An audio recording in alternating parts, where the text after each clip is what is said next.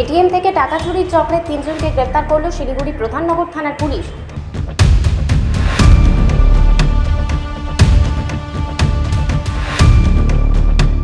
বেশ কয়েকদিন ধরেই শিলিগুড়ি ও শিলিগুড়ি সংলগ্ন বিভিন্ন এলাকা থেকে চুরি যাচ্ছিল এটিএম এর টাকা।